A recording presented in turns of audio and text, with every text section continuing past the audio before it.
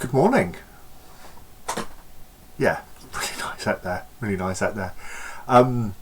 Welcome back to the first, to Dice and Bolts, to the first of these videos that I've recorded in quite some time.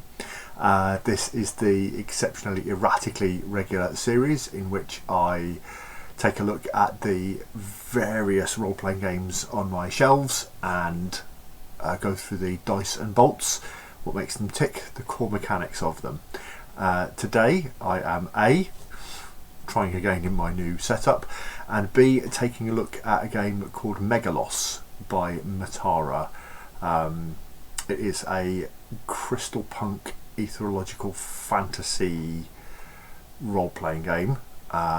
It was kickstarted successfully a while ago, hasn't been delivered yet, but there is a quick start version on the Matara's itch page, which will be on a link on the next thing, but it's mataramg.itch.io, called Megalos New Game. Ran that through on my game table last couple of evenings. It's on my YouTube channel and it's really quite cool. It's really quite cool. And yeah, let's take a look at the dice and bolts of it. If I click a button, hopefully. Magic! New software. So exciting. So, the core dice and bolts is that you have a handful of 20-sided dice. I think there's a maximum of 5, possibly 6 I think, that you can roll. And you roll them and you're after a target number. Okay? Target numbers go 12, 15, 18, 21, 24. And I think you can go 27 as well, but that's basically it. And you're just after, for a basic success, one or more dice meet or beat the target number. Nice and simple.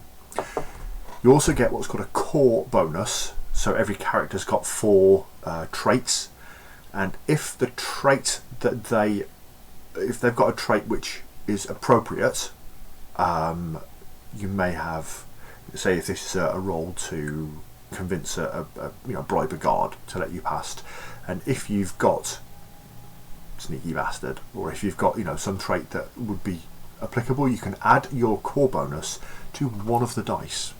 Now often you'll be doing that to the highest dice to get the highest single number. So my highest dice on this lot, that one is a 16. If the difficulty number on it is 18, then obviously we add our +3 core bonus to that one. That gives us 1 success. You don't always do that, because sometimes you need multiple successes. So if the difficulty was 15 on this one, we've got a 15 and a 16.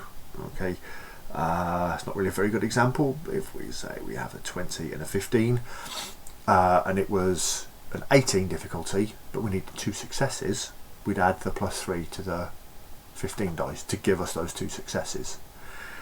There are also instances in the full rules, which I've not had a look at yet, called twists, which is where you succeed with a match.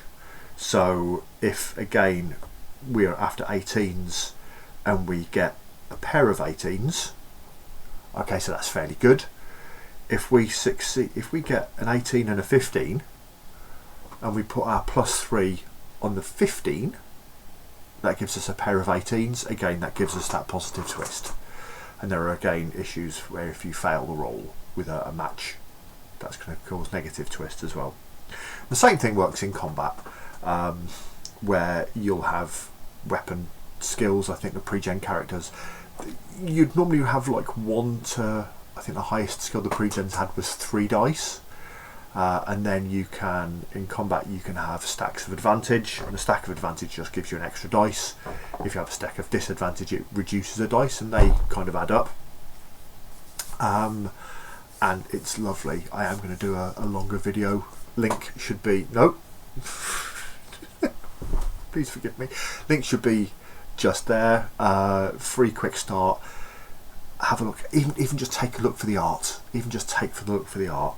But yeah, there's Megalos, a handful of 20-sided dice determined by your skill or your approach. If you're doing a cutscene roll, roll them, look for the highest, meet or beat a target number on 1 or more of the dice for that there. That's the nuts and that's the dice and bolts of it. Oh, I forgot what I was going to say. There's the dice and bolts. Roll well, and we'll see you soon. Hopefully in the full video for Megalos.